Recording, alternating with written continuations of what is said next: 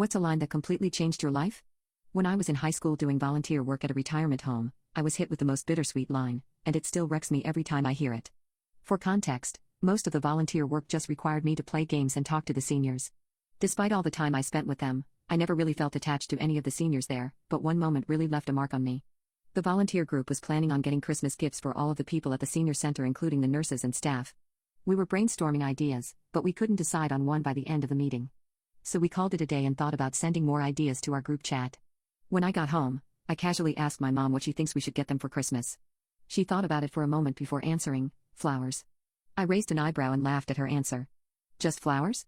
And for the men? She smiled at me and said, flowers too. I leaned back on the sofa and said dryly, Mom, no guy wants flowers for Christmas. It's girly and cheap. She shrugged and replied, men can have flowers too. I buy your dad flowers on his birthday and our anniversary. It's not really a big deal. Why don't you try it first?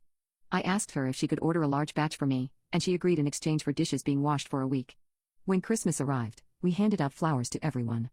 I was surprised by the fact that the older men looked more sentimental at the flower than the older women there. One of the men even walked over to me to thank me for the flowers, saying that he had no idea how nice it was to receive flowers, since he had spent decades buying them for his wife. I went back home after the Christmas party and told my mom what happened. She grinned and hugged me, and said in a warm voice, most men receive their first flower at their funeral. It's great that you helped change that today. I started tearing up at her line, which made my mom hug me harder. She went on further to explain how my dad secretly collected each flower she gave him and turns it into a bookmark. She suggested that for his upcoming birthday, it would be nice if we both gave him flowers this year.